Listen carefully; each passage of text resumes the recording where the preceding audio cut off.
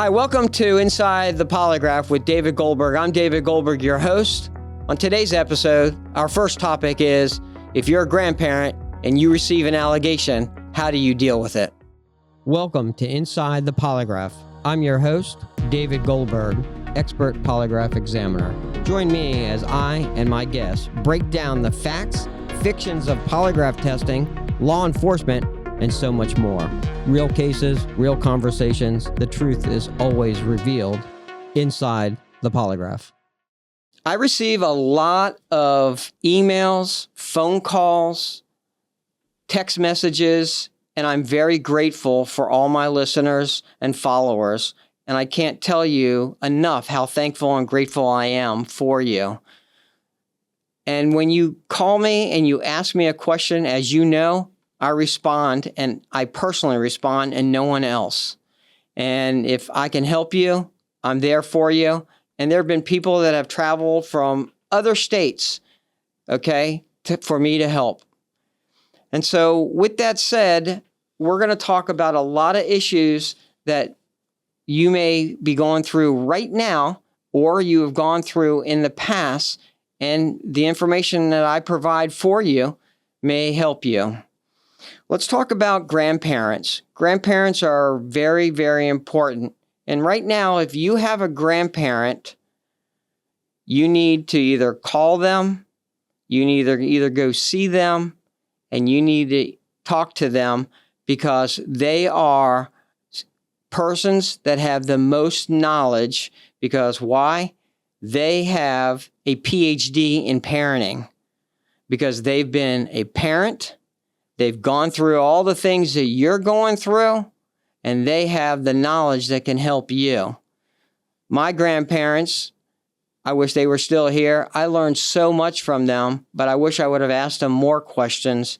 And so if you have them, you're blessed, and you better ask them more questions. But let's talk about grandparents for a minute.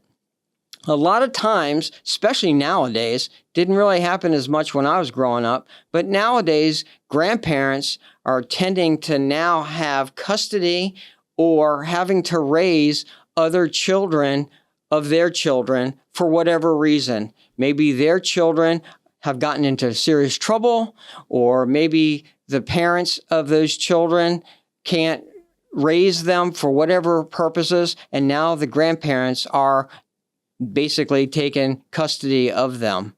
But what happens later on down the road is the parents of that child come back and they want that child back, or that parent makes serious allegations against those grandparents for custody back, and those allegations are false. So what does a grandparent do? One, they argue with that parent and say, I didn't do it. That's not true. But how can they prove themselves? The parent then does what? They want that child back. And if there's no legal paperwork for custody, what happens is the grandparent may have to turn that child over. But if there's false allegations, that parent may go to Child Protective Service. Child Protective Service has the obligation, legal obligation, to investigate. And sometimes they are unfounded immediately once it's reported. But sometimes with an investigation, if it's not fully investigated properly, sometimes those grandparents can be later on charged, or the case can be founded. Then that grandchild who they've been raising for a while, let's say, can be taken out of their custody or home and given either to foster care or given back to the parent. So ladies and gentlemen, what does a grandparent do? One, they're going to be utterly devastated with allegations that may be false. And there's no evidence other than a word of a parent or the word of the grandparent. The suggestion is polygraph. Why? Because if these allegations are truly false, that grandparent can then take a polygraph by a certified very experienced examiner who has years, and I mean years, of experience doing that kind of testing. You don't want an examiner that all that examiner does is pre-employment or nothing but infidelity or cares about the money that he or she's going to charge, and you're in there for only 30 minutes and out the door. You want a very experienced examiner that cares about your issue. So as a grandparent, you go, you take that polygraph test by that experienced examiner, and it comes out to be that you're telling the truth. Where do you go from there? You take that certified report and you take it to your attorney, and then that attorney then uses it for court purposes, and then hopefully you gain that custody back or your visitation rights, and you prove that the allegations were false. That's what you do, grandparent, and that's how you can stop these false allegations from occurring. So that's one issue that's very important that you may not have ever considered as a grandparent. And that happens a lot, more than you know, and more than you would ever consider that this happens. Let's talk about leading questions. This is very, very important when it comes to issues when it deals with children. Ladies and gentlemen, as a parent, the number one role that you have is the protection of your child, whether it is a son or a daughter, but your number one job, once you are blessed with that child, is the protection of that child. And a lot of times, and I would say this based on my 23 and a half years, going on my 24th year as an examiner, I have seen this multiple times, that the parent has been a victim of abuse growing up, and that either they were never helped as a victim when they were growing up, or they were never believed. And as a parent now, they are hyper vigilant because they don't want anything to ever occur to their child that happened to them. And I get it. And I praise and truly think that that's wonderful when it comes to a parent. However, it backfires sometimes because you, as a parent that's hyper vigilant, you're always thinking the negative instead of the positive, which means wherever your child is, whoever your child's with, you're always thinking that someone is going to abuse them, either physically or sexually. And what happens is let's say as a single mom or even a single dad, but mainly a single mom, you might not get along with your significant other who you're now in a custody battle. Or you're not getting along with your child's father. And so what happens is the child's father has visitation rights. Or your significant other, who you're now in a custody battle or separation or in a divorce situation, has visitation rights, whether it's during the week, whether it's overnight stays, whatever. So now your child comes home, and this is a scenario that I've heard over and over again and have resolved. The child comes home, and instead of asking your child, how was your weekend, or how was your visit, did you have fun? The child might tell you that something bothers them, meaning near their private areas, because either they have a rash or something bothers them or whatever. And the first question you may go to, instead of asking the right question, you ask a leading question and say, did daddy touch you? Did daddy hurt you? Did grandma hurt you? Did grandpa touch you? What did daddy do? And I will tell you this, ladies and gentlemen, this is where it hurts, meaning leading wise. A child will always want to please their parent. Every single time, a child does not want to displease a parent when being questioned. They don't want to see a displeased frown on a parent's face or a sad expression on that parent's face when being questioned. And so if you ask a child a question, they're not going to want to upset that parent, because then it's going to upset them. And not only that, it's going to make them feel bad that they either hurt mom or dad or whoever's asking them, and then they feel that they might get in trouble. So when you ask that kind of a leading question, they may say one word to you when you ask, "Did daddy hurt you? Did daddy touch you?"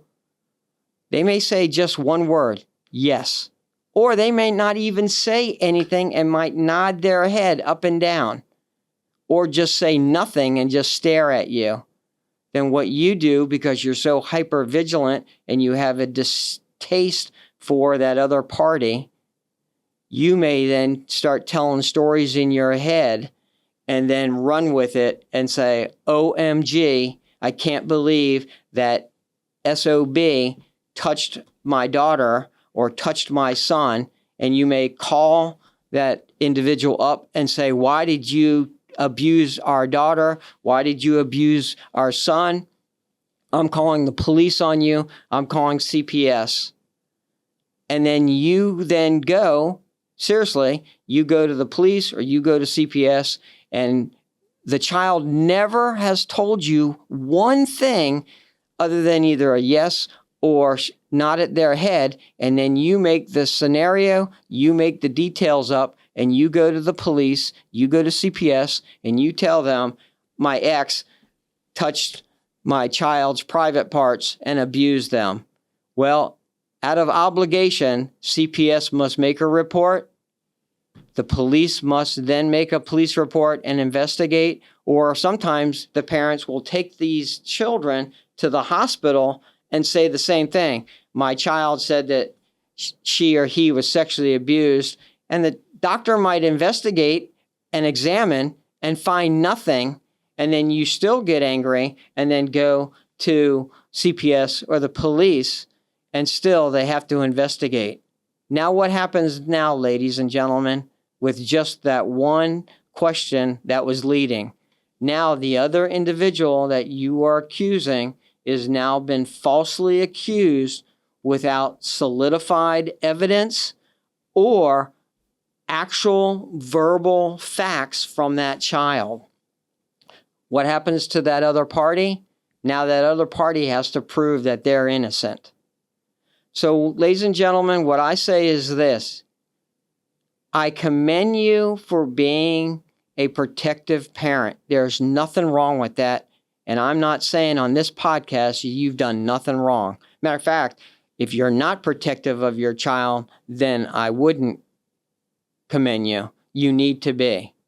What I'm saying is if your child comes home and looks sad or tells you something is wrong with them, instead of saying, "Did daddy, did grandma, did your brother, or whatever hurt you down there?" ask them, number one, what's wrong? Ask them what bothers them, and allow them to mention the name, allow them to tell you the story, and allow them to give you the facts. Do not question them, because one, you're not trained to question, and then if the facts come out, then and only then can you and should you take them to CPS or to the doctors to get checked. But don't lead that child, because here's what happens when you do lead that child. That child wants to always please that parent and will always tell you what you think you want to hear. When and if this case ever goes anywhere, questions will be asked of that child. If mom or dad asked you this, did mom and dad tell you to say this or whatever? And it's considered coaching and it's considered coercion, and the case will be null and void if something really did happen, and then you've ruined that case if that child was really, really abused when you should have let the professionals question that child. So, ladies and gentlemen, I'm going to say this. If that child is a victim, let the professionals do it.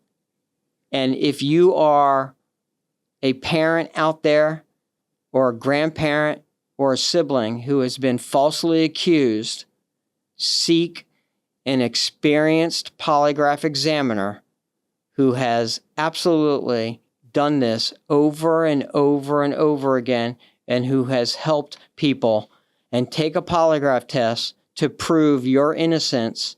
And that way you can prove that you did not touch that child and your child, and you will be able to use this.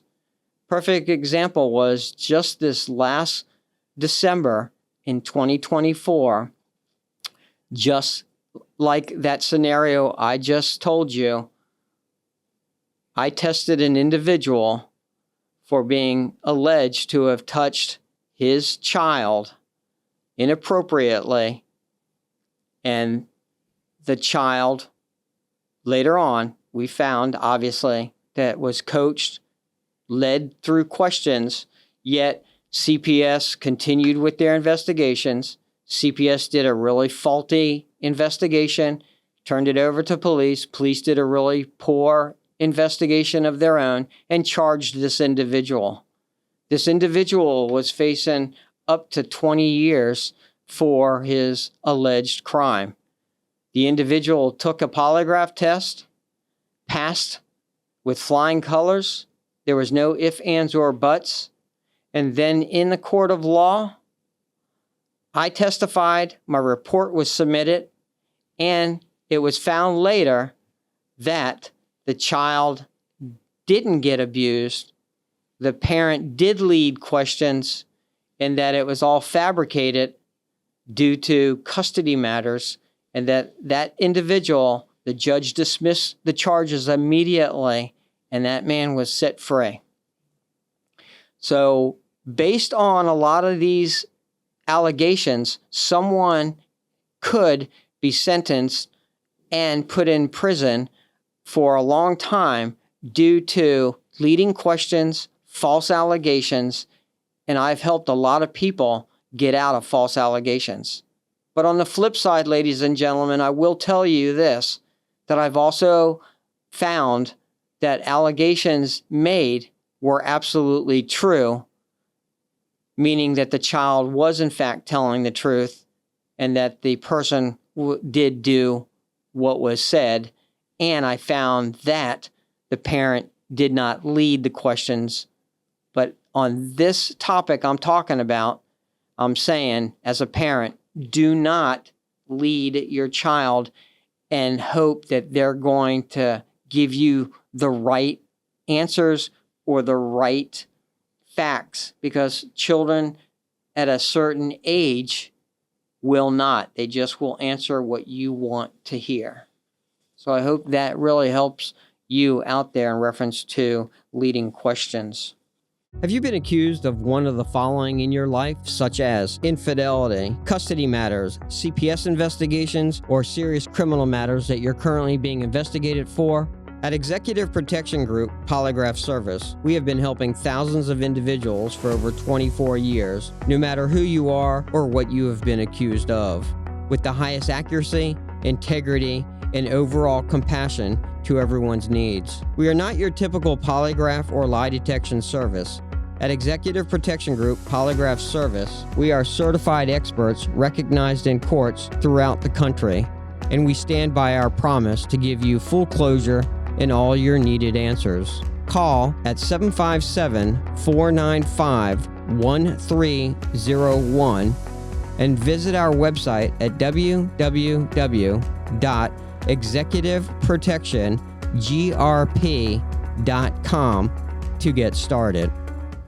Let's talk about individuals that might have just broken up, gotten out of a serious relationship, and now you're back on the dating scene, or even individuals that are now divorced and you're now saying, you know what, it's time to get it back into that dating scene. And now your friends have all told you, hey, why don't you go get a dating app? And you look on that dating app and you first go, OMG, what am I looking at?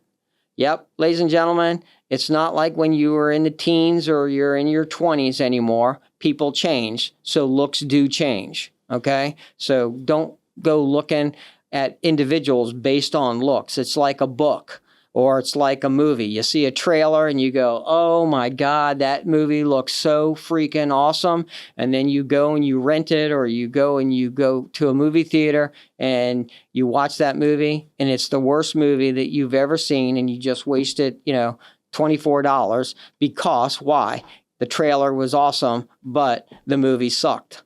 So it's the same on a dating app. You look at some guy who has a chiseled chin and he dresses really awesome, or you have a woman that's got the most beautiful face and you think, oh my God, I'm going to go and date this person. So you go and you meet this person at a restaurant, and lo and behold, on his profile, he's a doctor, and you think, oh my God, he's got money, he's got an awesome car. And lo and behold, you go to the restaurant and that individual is nothing but a narcissist, and all he did is talk about himself, and he didn't ask you about anything. And all he saw was you were going to be a notch in his bedpost, and that's what he saw. So ladies and gentlemen, what I'm going to say is this: before you look at that photograph, ask the right questions when you date, okay? Because if you don't, you might get into that relationship and you may be very, very sorry that now you're all wrapped up into this relationship, and you're really sorry that you got into it. Ladies and gentlemen, when you first date someone, what is it? It's the honeymoon phase. Everything's great. There's no signs of anything really, really bad. They love you. They're into you. The sex is just phenomenal. And then what happens is later on, you find out that the individual is into porn, has 24 women on his phone that he's still texting or dating, or vice versa. The woman has, 12 guys that she's still, communicating with and keeping on the side just in case this relationship doesn't work. So why don't you ask the right questions? Perfect question would be, how many relationships have you had before you started to date? How many of those relationships ended in cheating? Have you ever cheated on someone before?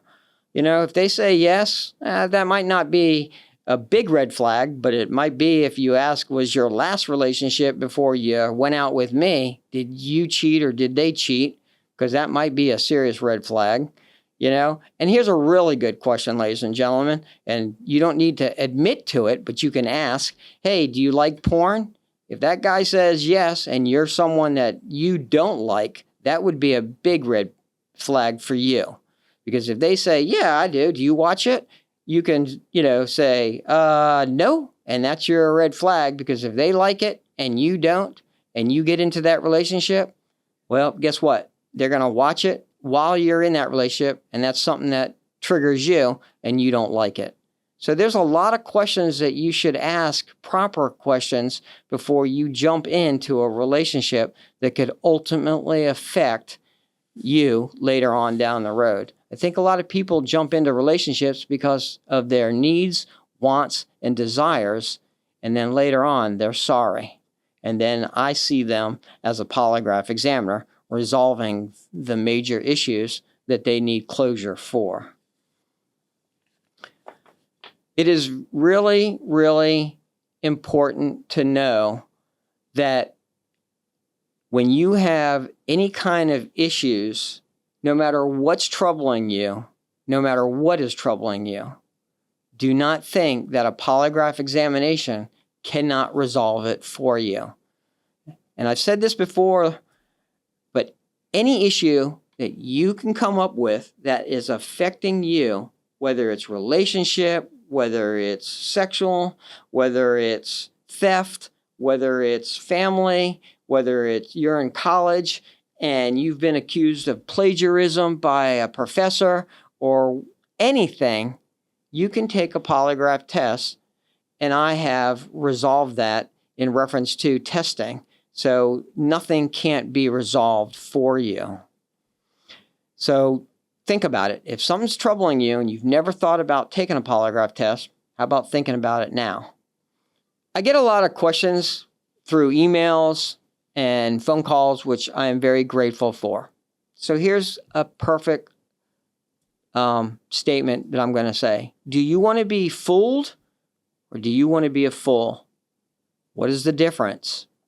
Fooled means that someone has fooled you in reference to a statement or in reference to something that they've done. You being a fool means you have believed in what they told you or what they showed you. So if someone is doing something that you don't believe and you question them and you don't believe what they've told you, and then they tell you, I'll take a polygraph test, I'll take it right now. And then you think and you stop and you say, well, let me see, isn't that for someone who's been arrested, or isn't that someone who's being investigated? And then you walk away, and then you come back and you argue more about that issue, and then they tell you, look, you lunatic, I told you I'm going to take a polygraph test right now. Let's go. Make a phone call. I'll take one. Then you stop again and you say, you know, if he's really lying or she's really lying and she's willing to take this or he's willing to take this polygraph test, they must be telling the truth. And so you let go of that again and you walk on. Now, the question is, are you being fooled or are you a fool for not moving forward with it? It could be both, right? Because whenever someone tells you that they're going to take a polygraph test, sometimes, not always, it is a manipulation process. That means that they're hoping that you believe in them, and they hope that you won't push the envelope and make them take it. A lot of times people are innocent and they want to prove their innocence, so they suggest to take the polygraph test, and then you, as the person that's questioning them, you should say, okay, and make that phone call.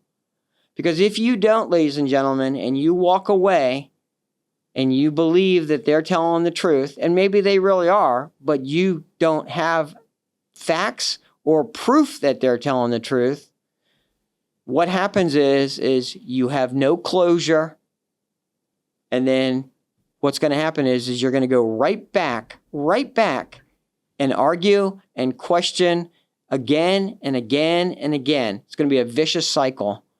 And then later on, you're going to fight, you're going to argue, and then what happens? There you are, right back to square one again.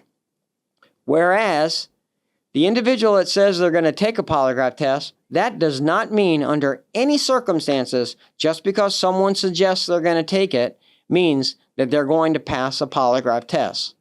Sometimes people suggest it in hopes that you won't push that envelope and you won't make that phone call, and they hope that you will let it go. And a lot of times people will say, I'll take one, in hopes that there's not one out there so that they won't get caught in their lie.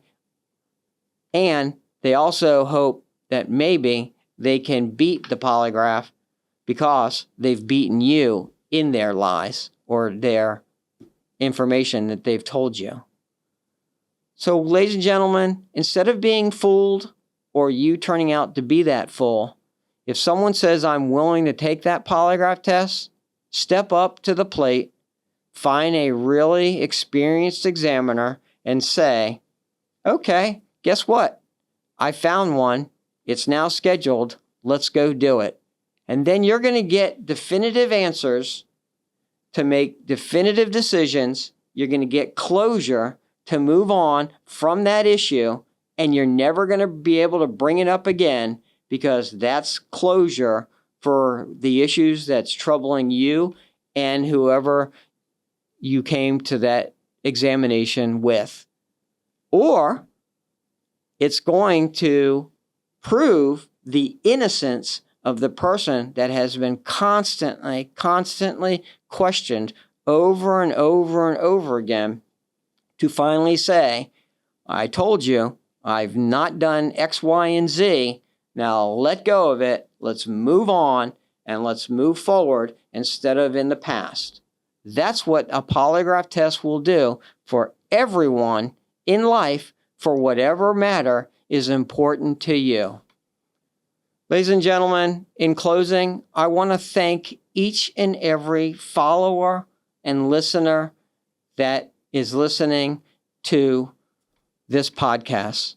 It means the world to me. My profession means everything when I help someone. And as I've said over and over again, the truth will always help you. And I'm here for you. I look forward to many, many more podcasts, and you know how to reach me. And I look forward to answering anything that you send to me. And have a wonderful, wonderful day. Thanks so much for listening. If you truly liked what you heard today, please be sure to rate the show, share with others, and subscribe for more episodes.